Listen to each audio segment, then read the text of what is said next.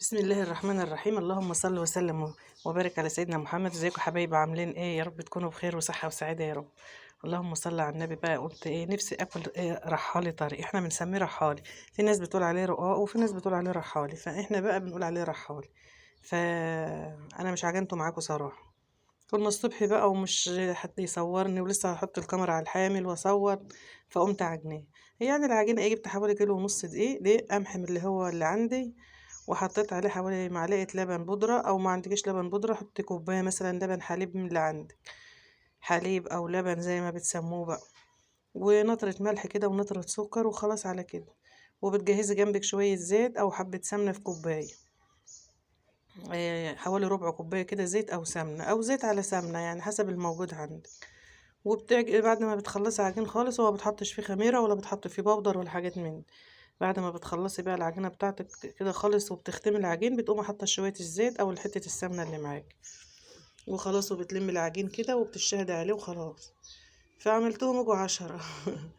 قلت ايه؟ حاجة كده سخنة نفطر بها يعني. والله احنا كان حدنا عيش وكل حاجة في الفريزر، بس قلت ايه، عايزة اكل حاجة طرية من دي. من زمان مش عملته، قلت اما اعمله بقى وياكم كده النهاردة. حاجة كده عسل، بألف هنا للي يشوف حاجة وبألف هنا للي يدوق حاجة. كنا في الوقت دوت الصبح.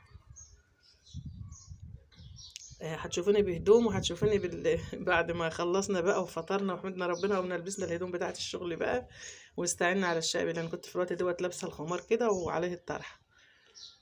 فكنا على الصبح بقى ولسه مش اتنشطنا.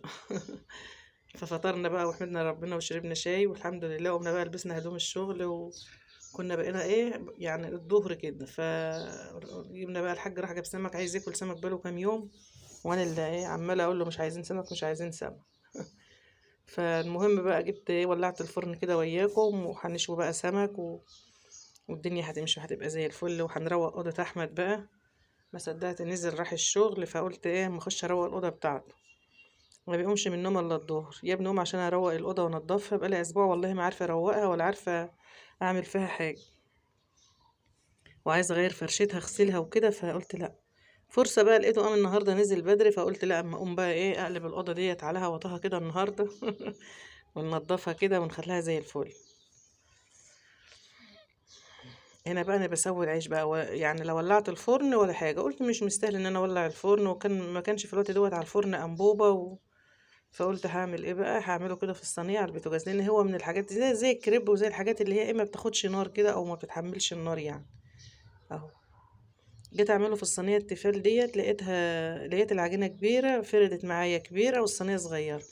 جبت بقى الصينيه الكبيره الالمونيا دي، ممكن تدهنها زيت وممكن ما تدهنهاش عادي يعني، هو كده كده هتشتغل معاكي برضه. وبالمقصصه كده وبتقلبي، هو ما بياخدش نار كتير ولا حاجه، وبتهدي النار، لا هي النار عاليه ولا هي النار مثلا تكون واطيه، يعني تكون النار متوسطه كده.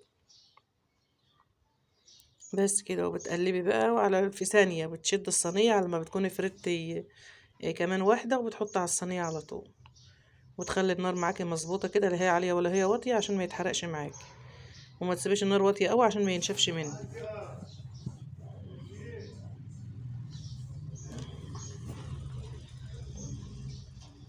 حته جبنه بقى كده وبطاطسيه مقليه وحته حلاوه طحينيه وفطرنا والحمد لله. كان بقى هو حلاوته بقى والله يا جماعه، حلاوته ما بتاكلش لو هو سخن بقى. انا على ما خلصت بقى لميته كده في طبق وغطيته بكيس بلاستيك، وعلى ما عملت الشاي ومش عارفه ايه الصراحه، يعني كان في منتهى الجمال، بس وهو سخن. اهو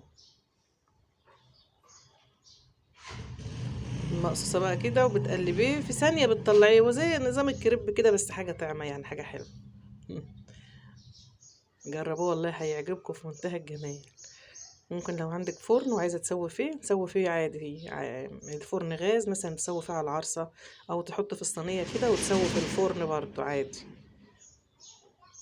اهو اللهم صل وسلم وبارك على سيدنا محمد.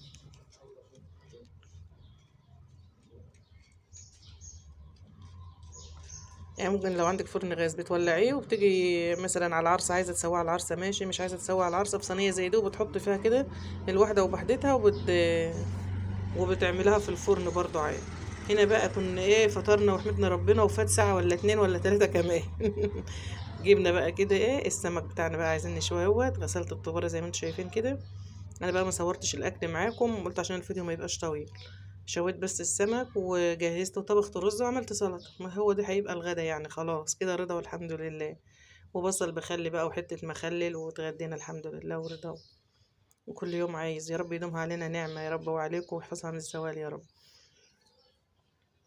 كده الفرن زي ما انتم شايفين قدام باب الشقه. انا كان عندي الانبوبه اهيت وطلعتها بقى ربطتها على الفرن وقلنا نشوي واسيبها بقى مربوطه عشان ما اقعدش كل شويه افك الانبوبه، لا احط الانبوبه. كنت بقول لكم شوفوا طوباره جميله يعني، هي بوري والله العظيم بوري، ما هيش طوباره من اللي هي الرفيعه الصغيره دي. كانت سمينه بقى وكانت مدخنه الفرن وبقت خايفه على العرسه تولع مني، وقلت يلا ربنا يسترها بقى.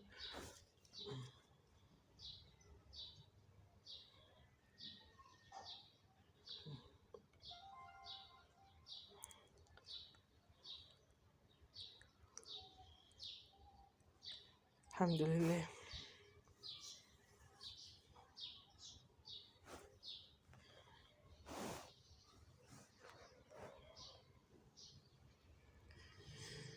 اللهم صل وسلم وبارك على سيدنا محمد. في الوقت ده بقى انا كنت مولعه قاعده كده بشوي ومولعه على الرز، بس واخده بالي وحاطه الرز في دماغي يعني. حسيت كده مثلا 5 دقايق كده ولا حاجه وقمت داخله ايه لقيته نشف، قمت موطيه عليه وطلعت كملت السمك. وبعد كده بقى دخلت، كنت خلصت السمك ودخلت قدحت له بقى الزيت بتاعه وسبته تردد بقى مع نفسه.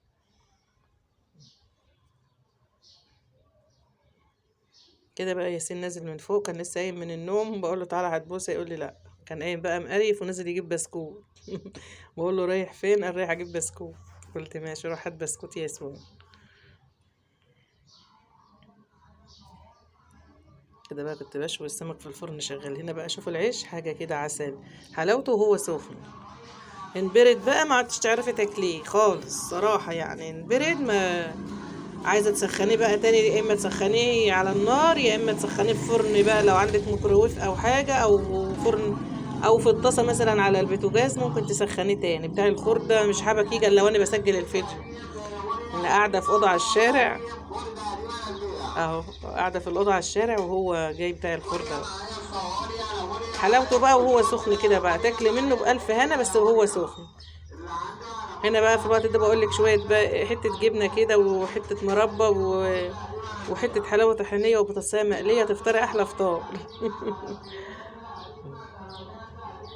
كده بقى الاوضه بتاعت احمد اهي اتخشينا عليها. شوفوا اوضه احمد، هو فيه سرير مش بينام عليه صراحه، والسرير اللي هو عند الشباك ده بينام عليه. بس شوفوا الاوضه بقى كلها معموله ازاي اهو.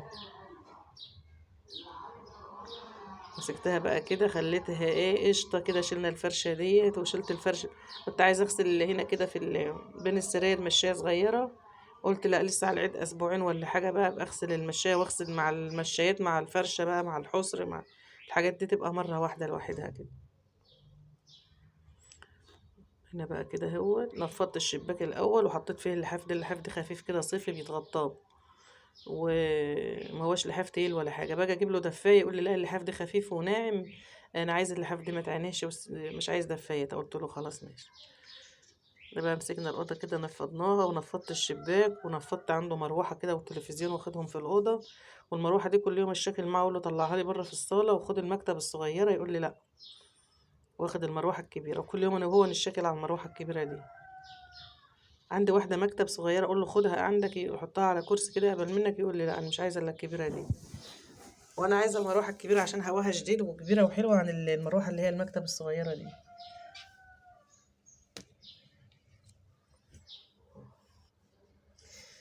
اللهم صل وسلم وبارك على سيدنا محمد.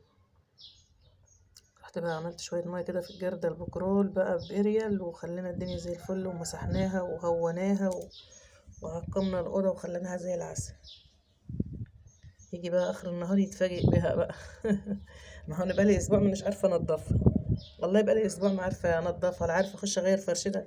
كل يوم بغسل عايزه اخش اخد الفرشه اغسلها ولا انضف له الاوضه، يقول لي لا انا نايم نص. يبقى اكسل انا باجي اخر النهار واقوم مكسله.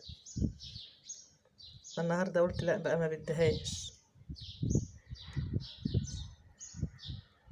هو النهارده يوم التشجيع، النهارده من ساعه ما قمت عملت العيش الطري وانا متشجعه.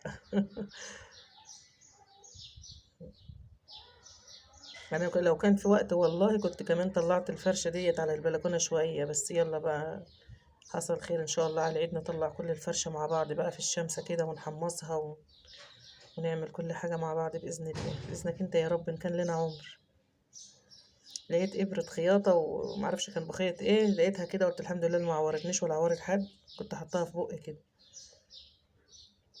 شوفوا بقى، انا بقول لكم هنا نضفت ازاي وبقت الأوضة زي العسل اهي. سايبة الشباك مفتوح كمان عشان ريحة الكورول مطرح ما مسحت، ما الأوضة تنشف كده وريحة الكورول بس تطلع، وبعد كده أقفل الشباك. هنا الطقطقة اللي عند السرير دي بيحط عليها بقى التليفون، بيحط عليها مناديل، أي حاجة معايا يعني بحطها له كده. بيشرب شاي ولا حاجة بحط الكوباية عليها.